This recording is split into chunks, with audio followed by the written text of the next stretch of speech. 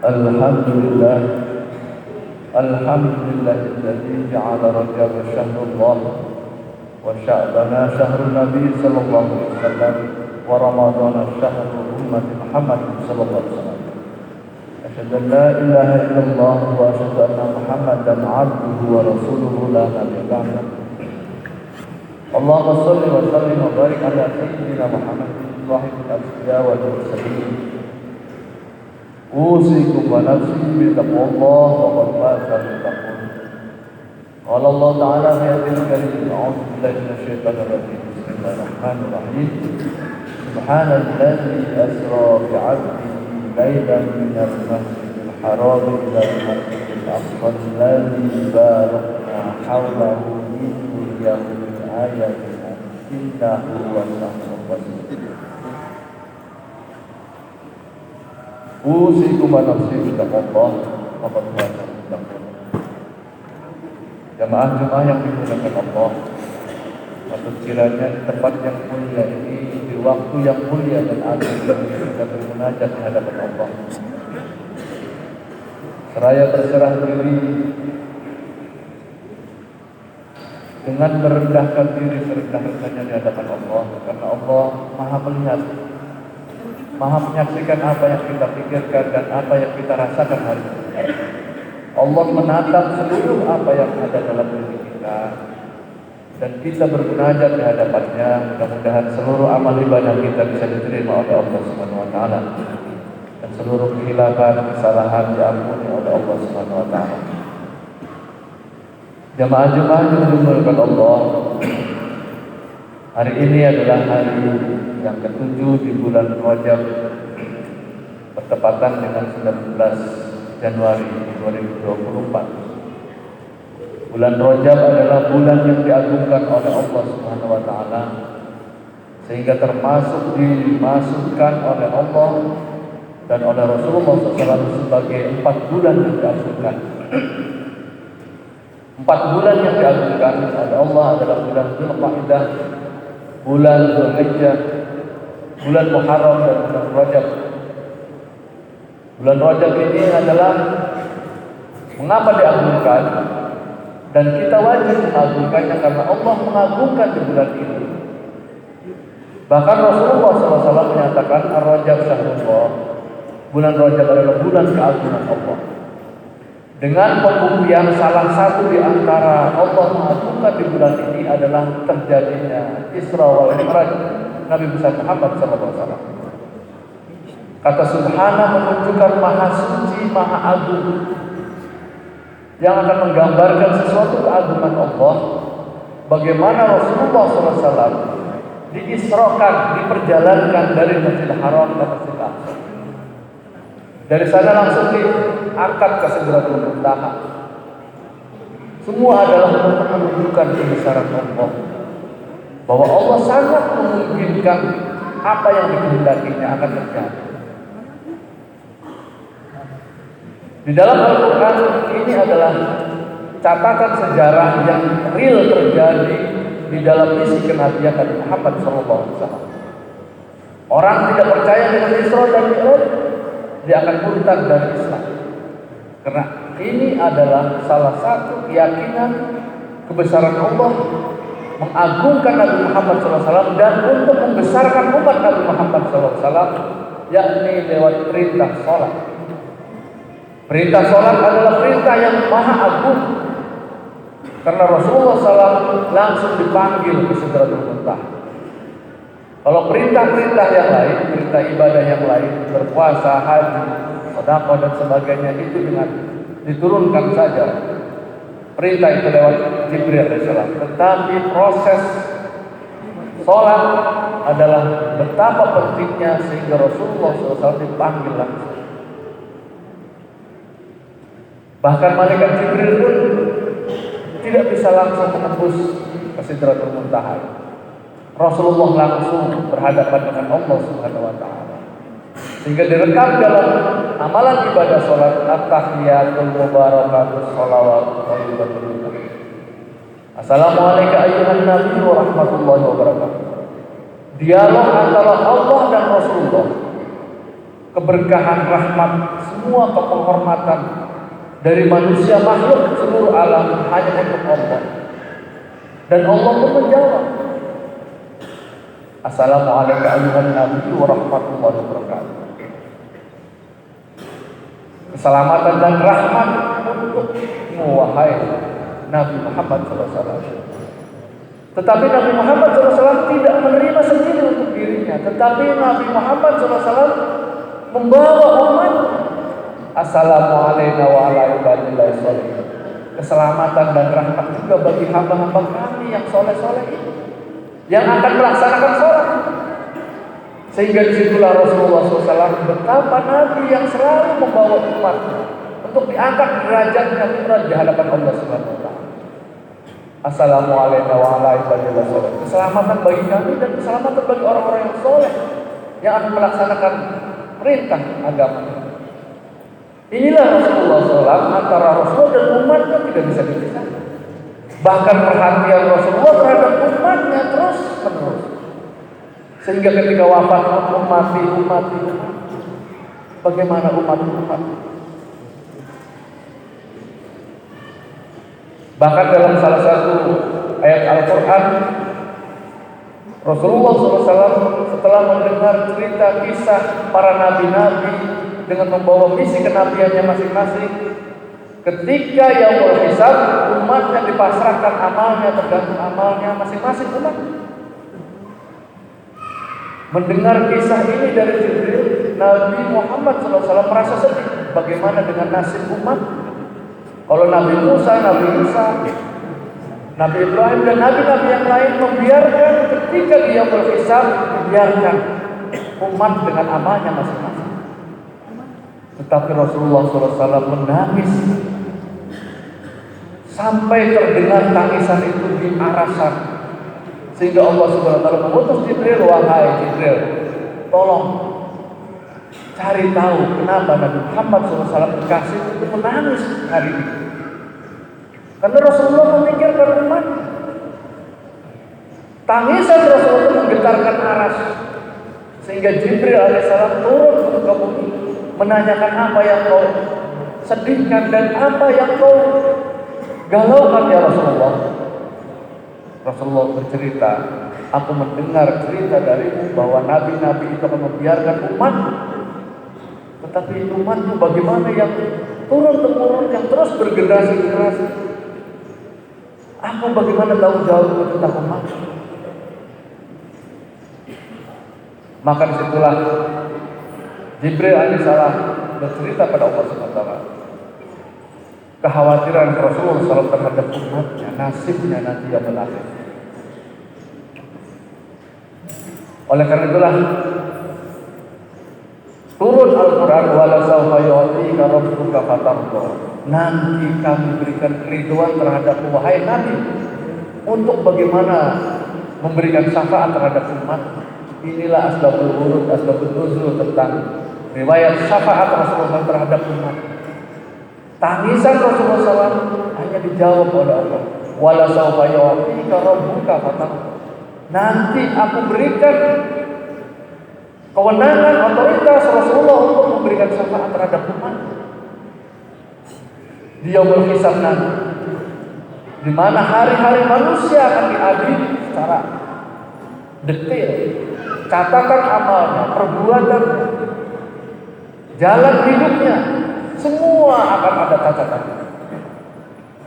Disitulah syafaat Rasulullah SAW akan turun kepada mereka-mereka yang memang melaksanakan ajaran itu. Dan orang yang ingat terhadap Rasulullah SAW, disitulah syafaat ini berkait dengan amalan kita sehari-hari. Membaca sholawat kepada Rasulullah adalah salah satu bentuk ikatan kita dengan Rasulullah SAW. Oleh karena itulah, antara zikir dan sholawat adalah satu kesatuan yang tidak bisa dipisahkan. Zikir ingat kepada Allah, sholawat adalah ingat kepada Rasulullah SAW. Bahkan untuk menurunkan 4 sifat sidik amanah tabligh fatona itu, kalau berat sekali merasakan sidik amanah tabligh fatona turun kepada jiwa kita, paling tidak mencantolkan hati kita dengan Rasulullah, insya Allah akan meringankan kita. Kejujuran, tanggung jawab, kecerdasan, dan memiliki peran. Ini adalah sifat yang harus turun, bukan milik Nabi tetapi milik juga umat. Tetapi kalau berat terhadap sifat-sifat ini, paling tidak mengingat Rasulnya sebagai teladan dan memberi syafaat, insya Allah akan ada ikatan batin rohaniyah dengan Rasulullah SAW. Karena Rasulullah tahu tentang bagaimana nasib umatnya ke depan. Laqad ja'akum rasulun min anfusikum azizun 'alaihi ma 'anittum harisun 'alaikum bil mu'minina raufur rahim. Sungguh telah datang kepada kalian seorang rasul dari jenis manusia. Azizun 'alaihi ma 'anittum, diberikan keunggulan oleh Allah untuk melihat menatap umatnya sampai ke depan, mengerti tentang penderitaan umat. Inilah Rasulullah SAW. Oleh karena itulah keagungan bulan Rajab ini adalah Allah Subhanahu wa taala memperjalankan Rasulullah sebagai hamba Allah. Keteladanan kita, Rasulullah selalu membawa umat, sehingga bulan Rajab adalah bulan keagungan yang diagungkan oleh Allah. Kehebatan Allah Subhanahu wa taala ditunjukkan dengan memperjalankan hamba, diperlihatkan oleh Rasulullah, oleh Allah SWT terhadap Rasulullah bagaimana nasib-nasib umat ke depan. Ada yang baru menanam langsung memanen, itulah kebaikan. Umat Islam menanam kebaikan langsung mendapat pahala, juga mendapatkan pujian manusia. Berbuat baik hari ini pasti dicatat oleh Allah, juga akan dicatat oleh manusia kebaikan-kebaikan. Jadi cepat sekali Allah memberikan balasan itu. Baik di dunia atau di akhirat, kebaikan itu akan terasa bagi mereka yang berbuat baik. Oleh karena itulah di bulan Rajab ini, marilah kita mendapatkan keberkahan sebagaimana Rasulullah SAW berdoa, Allahumma barik lana fi Rajab wa Sya'ban wa balighna Ramadan. Ya Allah, berkahilah kami memasuki di bulan Rajab ini, dan berkahilah di bulan Sya'ban nanti ke depan, dan berkahilah kami sampai kata kami untuk bisa memasuki bulan suci Ramadan. Jadi persiapan umat Islam untuk masuk Ramadan itu 2 bulan sudah dipersiapkan, dari mulai Rajab, Sya'ban, baru bulan berikutnya kita masuk Ramadan. Oleh karena itulah Allah memberikan kesempatan di bulan Rajab ini kebaikan-kebaikan, makanya ada istighfar Rajab. Di dalam rujukan kitab Mukashifatul Qulub Imam Al-Ghazali, bahwa isyarat huruf Rajab itu ada 3, Ro, Jim, dan Ba. Ar-Rajab adalah rahmatullah. Rahmat Allah diturunkan di bulan ini. Yang ini pertama dengan Al-Quran, turunnya Al-Quran, kemudian diturunkannya juga perintah sholat. Kemudian Jimnya Jaramal abdi wa jinayat, perbuatan dosa umatnya akan diampuni oleh Allah Subhanahu wa taala, ada jaminan ampunan, makanya ada istighfar Rajab. Kemudian alba'nya bari Allah, Allah memberikan kebebasan, peluang kebebasan dosa manusia memasuki bulan Sya'ban dan memasuki bulan Ramadan. Oleh karena itulah, mari kita manfaatkan bulan Rajab ini sebaik-baiknya, meningkatkan amalan ibadah kita. Tidak boleh ada saling dolim-mendolimi di bulan ini, karena bulan yang disucikan. Tidak boleh saling peperangan, tidak boleh. Ini bulan perdamaian, bulan menghadap hati kita pada Allah Subhanahu wa taala. Oleh karena itulah, marilah kita tingkatkan kualitas takwa. Isilah di bulan Rajab ini dengan sebaik-baiknya. Kita memperingati Rajab untuk meningkatkan kualitas keimanan kita. Kita sedang Isra dan juga harus Mi'raj. Karena kata Ibnu Arabi bahwa pengalaman Rasulullah Isra dan Mi'raj itu bukan hanya milik Rasulullah, tetapi harus turun juga pengalaman itu bagi umat. Makanya kenapa dalam hadis Nabi, as-salatu mi'rajul mu'minin, salat itu naiknya kualitas iman, Islam, ihsan orang-orang beriman. Oleh karena itulah, marilah mengisi di bulan Rajab dengan sebaik-baiknya amalan. Barakallahu wa lakum fil Qur'an wa nafa'ani bima fihi minal ayati wa dzikril hakim. Taqabbalallahu minna wa minkum innahu samiul alim. Allahumma shalli ala sayyidina Muhammad wa ala ali sayyidina Muhammad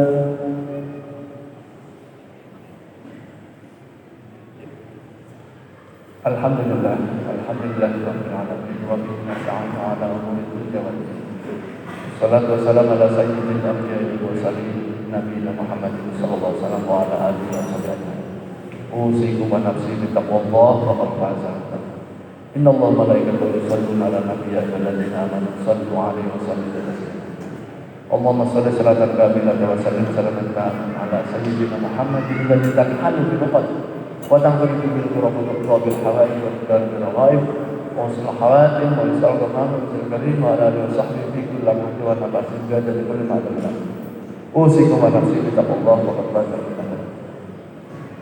Jamaah Jumat yang dimuliakan Allah, setelah kita meresapi bahwa Isra dan Mi'raj fungsinya intinya adalah bagaimana kita melaksanakan perintah Allah, yakni wajibnya sholat sebagai tiang agama kita. Sholat kita harus mulai dibenahi dari mulai kajian syariatnya, syarat dan rukunnya harus benar, belajar fikih. Ini adalah perjalanan kita yang wajib melaksanakan sholat dengan benarnya aturan fikih, dari mulai tata tertibnya, syarat dan rukunnya itu harus dipelajari, wajib. Oleh karena itulah hafizu ala sholawati wa sholatul wusta. Tidak cukup hanya memelihara yang 5 waktu ini, tetapi bagaimana agar masuk ke dalam hati kita sholat itu. Sholatul wusta, sholat yang ada di tengah dada kita. Menurut ulama tafsir memang sholat asar, tetapi substansinya adalah sholatul wusta adalah sholat yang khusyuk, sholat yang ada di dalam hati sanubari. Oleh karena itulah perjalanan di dalam bulan Isra, bulan Mi'raj ini, di bulan Rajab ini, hendaklah kita meningkatkan kualitas keagamaan kita. Yang pertama, jalan rohani kita harus dibenahi kembali, harus diluruskan kembali menuju Allah dengan melaksanakan sholat, dari mulai sholat yang fardu dan sholat sunnah harus diperbanyak. Karena yang fardu itu adalah modal, yang sholat sunnah adalah untungnya. Bahkan untung bagi itu jauh lebih besar dari modal. Modal dagang 10.000, untungnya bisa jadi 15.000. Sholat fardu sepertinya hanya sekedar tahamil paksa wal munkar, tetapi sholat tahajud mendapatkan maqamah mahmud. Oleh karena itulah jangan lepaskan yang modalnya, akan kita dapatkan yang untung batinnya dengan melaksanakan amalan sunnah. Yang selanjutnya kita disunahkan di bulan Rajab ini perbanyak berpuasa untuk melatih kita memasuki Ramadan. Berzikir pada Allah Subhanahu wa taala, bersolawat kepada Rasulullah SAW, bersedekah untuk memberikan keteladanan bagaimana kita seorang muslim yang baik. Oleh karena itulah mari kita berdoa pada Allah Subhanahu wa taala, mudah-mudahan seluruh amal ibadah kita diterima Allah Taala dan kita diberikan keberkahan di bulan Rajab ini, diberikan keberkahan di bulan Sya'ban, dan kita bisa memasuki Ramadan dengan baik, sehat jasmani dan rohani. Amin ya rabbal alamin. Allahumma ighfir lil mu'minina wal mu'minat wal muslimina wal muslimat al ahya'i minhum wal amwat innaka sami'un qaribun mujibud da'wat wa qadiyal hajat. Allahumma sallimna wa sallim dinana wa sallim auladana wa sallim dzurriyyatana wa sallim jami' ummatana bi rahmatika ya arhamar rahimin. Allahumma inna nas'aluka bi ma'atika wa 'indatika wa bi rahmatika kitabika wa jalla ala asmika al-azhar كلمة التعامل يقضي الحاجة يا الله إنك تعلم السر وعلانيتنا واعمل معذرتنا واقضي حاجتنا واعمل نسواننا وبر ذنوبنا فإنك لا يغفر الذنوب إلا أنت برحمتك الرحيم. اللهم بارك لنا في رجب وشعبان وبلغنا رمضان آمين يا رب العالمين. سبحان ربك رب العزة عما يصفون وسلام على المرسلين والحمد لله رب العالمين. عباد الله إن الله يأمر بالعدل والإحسان وإيتاء ذي القربى وينهى عن الفحشاء والمنكر والبغي يعظكم لعلكم تذكرون. ولذكر الله أستغفر الله لي ولكم. أقيموا الصلاة.